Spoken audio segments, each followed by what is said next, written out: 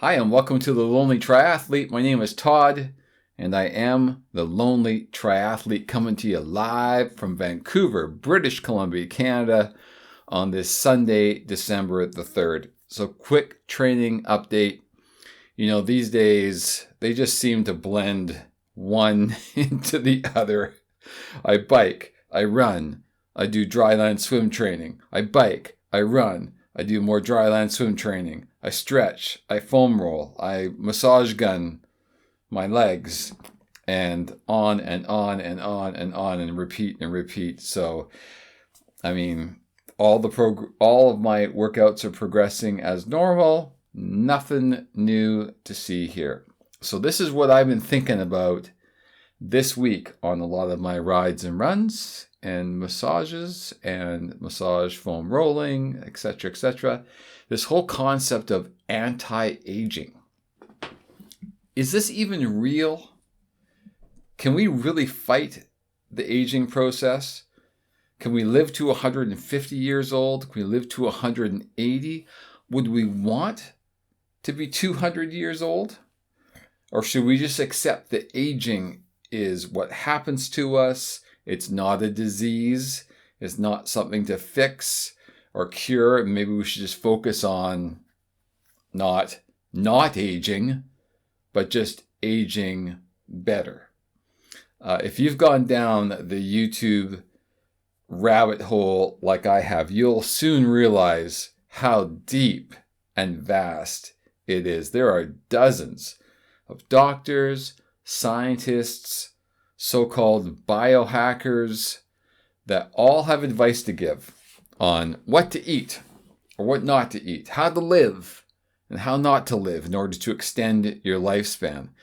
And some of the advice agrees, but a lot of it doesn't. In principle, it agrees on certain things to eat or certain ways in which to exercise and sleep and reduce your stress. But many of them disagree or don't align exactly on the dosages or the amounts of supplements or foods that they suggest that you eat, or on the other principles of the protocols to follow. So some of these people sell their own supplements.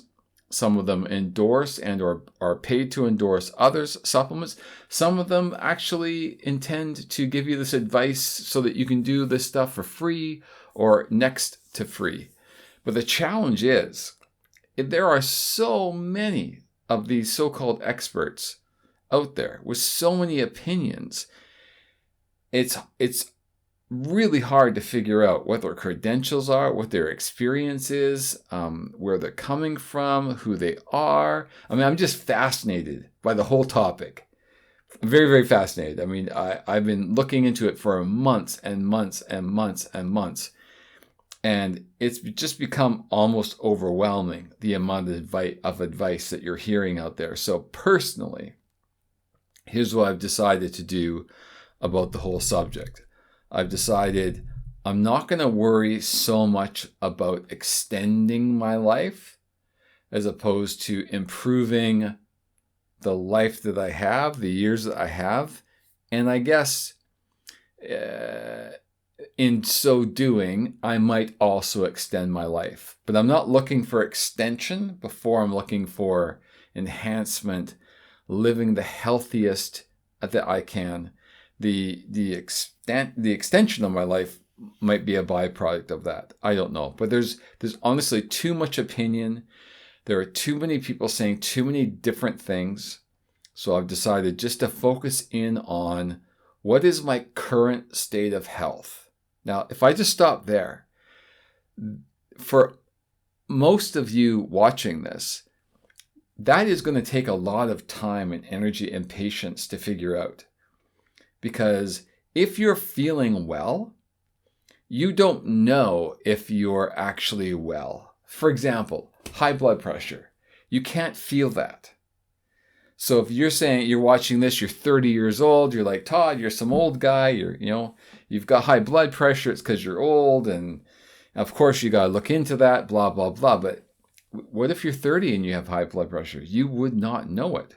So it takes effort. You've got to go to your doctor or buy a blood pressure cuff yourself, measure your blood pressure, track your blood pressure. What is high blood pressure, right? And if you determine that you are chronically high, like on average, you're above 130 over 90 or whatever the current kind of high blood pressure boundary is, then you've got something to work with. But this is back to my original point, is just figuring out where you are right now. It takes time, effort, patience. You've got to go to various experts to find out what the deal is, okay? Once you find out where you're at, well, again, just talking for me, once I know where I'm at, I want biomarkers I can track. So I want to know my homocysteine level. I want to know my LDL level. I want to know my LDL particle size, right? There's things that I want to know which are measurable and scientifically relevant, medically scientifically relevant, because then I can take approaches that might help these things lower my blood pressure from this level to this level, lower my homocysteine levels from this range to this range, lower my LDL from this range to this range, right? Lower the particle size of my LDL. But I want actual measurable biomarkers. So that's number one. So that's all the effort of just figuring out where you are. Number two is it a problem? And I don't have time in this vlog to talk about whether things are problems or not. You've got to discuss that with your medical professionals, whether they think where you are can be improved or should be improved given your stage of life. Then how to improve it, right? That's the next step in all of this effort and patience. What is the consensus of opinion about how to improve? I'll just say, for example, for LDL. How do you improve LDL? Do you take a statin? Take niacin? Do you eat grass-fed butter? I mean, really, it takes time to figure out what is the recognized, the consensus of opinion about how to improve that marker. Then you have to go about and get the therapy. Maybe it's a supplement. Maybe it's a lifestyle change. And then you have to do it. So that's number three. So you know where you are. It's a problem. You know how to treat the problem. Now it's actually treating the problem. So you embark on improved diet, exercise, sleep, lowered stress, whatever it happens to be. And then you have to retest. You have to remeasure. And I know for a lot of people, just what I'm saying right now is too much effort. And that's fine. I'm just not one of those that if I learn that there is something maybe wrong with me and there's something that maybe I can do about it and it's reasonable that I can try to do something about it, and then I do that thing, then I retest to see if it's working. Yeah, that takes effort. And then that's the effort I'm willing to put into it, because at the end of the day, I'm not looking to stave off death. I've accepted it. It's going to happen. I get it. It's just that in those final moments of my life, I just want to know two things.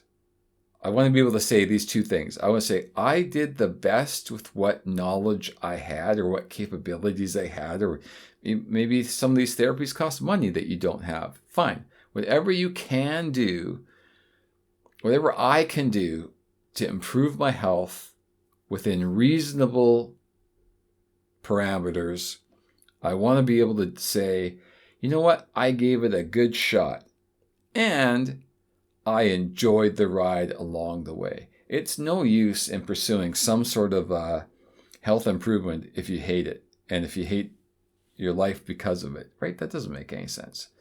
So again, to summarize, this whole anti-aging concept I find interesting. I think scientifically, medically, we're going to find ways to extend the lifespan beyond 80 years. It's about 80 years right now. It used to be 40 years old. Now it's about 80 years old. I think worldwide, the average life expectancy is 72, which is really, and that's taking everything into account, socioeconomic status, where you live in the world, yada, yada, yada. I think we can double that in the next 50 years. And I think medical science will go a long way towards that. Hormone therapy, gene therapy, there'll be a lot of things that we can do. There's ethical considerations behind this, which is going to be who can afford these treatments?